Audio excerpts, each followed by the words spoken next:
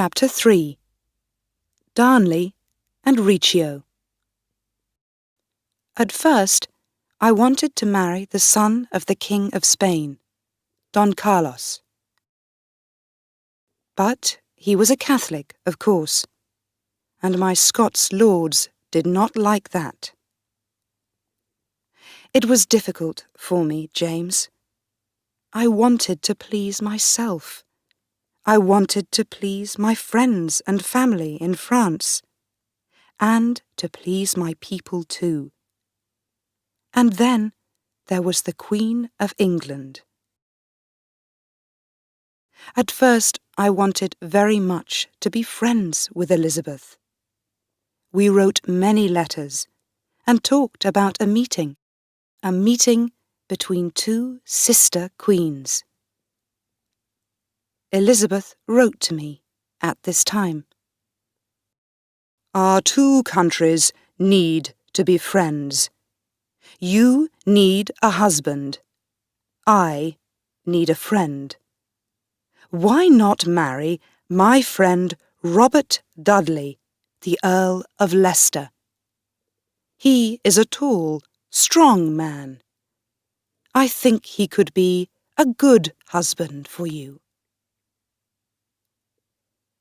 I was very angry about this letter. There were a lot of stories about Elizabeth and Robert Dudley.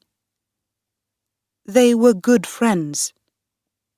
He often danced and sang and talked with her.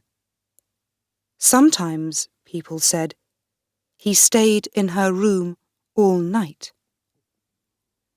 Dudley had a wife, but one day she died very suddenly.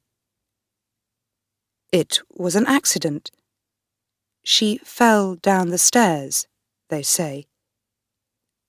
But then, perhaps she was unhappy because of her husband and Elizabeth. And she writes to me about a man like this, I thought.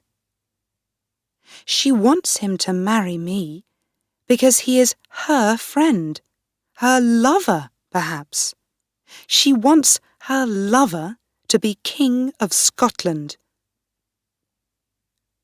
I found a better man than Dudley, James. I found Henry Darnley, your father. He was 19 years old, and I was 23. He was a tall man, with a beautiful face and big green eyes. He talked and sang well, and I liked dancing with him. He often wore expensive black clothes, and he laughed a lot when he was with me. He was very young and friendly, and I felt happy when I was with him. I liked him very much, and I thought he loved me too. He was an important man too. We were cousins. His grandfather was King of Scots, and his great-grandfather was Henry VII of England. In July 1565, I married him. Elizabeth was very angry, and so were a lot of the Scots lords. My half-brother, the Earl of Moray, tried to stop the marriage. I had to fight him, and he ran south to England. But I was happy. Your father and I laughed every day. He was now Henry, King of Scots. After 1 or 2 weeks, the laughter stopped. A king has a lot of work, James. You know that. He has to read hundreds of letters, talk to people, and think about a lot of important things. I did those things every day. But now, I thought, I had a man to help me. "My Lord Henry," I said, "would you like to read all the letters with me? You can sit next to me, and you can work with me every day." Your father looked unhappy. "I'm not interested in work like that," he said. "I don't understand it." "Of course not," I said. "You're a young man, my love. But I can teach you." For 1 or 2 days, he sat down with me, and I tried to teach him.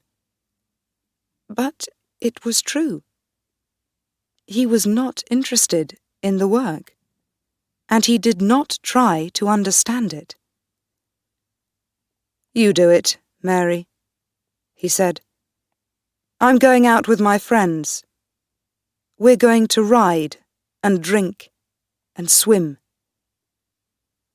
So I did all the work. At night, too, he often went out with his friends in the town. They drank a lot, and laughed and sang, and there were often fights. But no one said anything, because he was the king, my husband. What could people say? They were unhappy, but they were afraid of him. Some of them went to England, to the Earl of Moray. At this time, I was often very tired, because I was pregnant. You, my son James, were alive inside me. But I did all the work of a queen, and I needed friends too. One of these friends was a young Italian, David Riccio. Riccio was a little man, and he was not tall or beautiful or strong. But he was a very clever, interesting man. He wrote many of my letters for me and helped me. He sang well, too, and I sometimes sang with him in the evenings. I liked him very much, and at first your father liked him too. But then Moray's friends began to talk about me and Riccio. "David Riccio is in the Queen's rooms every night," they said to your father. "She laughs and sings and dances with him. My lord, it is not right. He is not a Scotsman, and he is not her husband. He is always with her." Perhaps they said other things too. I don't know. A lot of Scots lords listened to them. But I tell you, James, before God, I did nothing wrong. David Riccio was a good man. He worked hard, and he helped me, so of course I liked him. Your father did not work. He went out to the town every night with his friends and drank. And then one night, your father came home.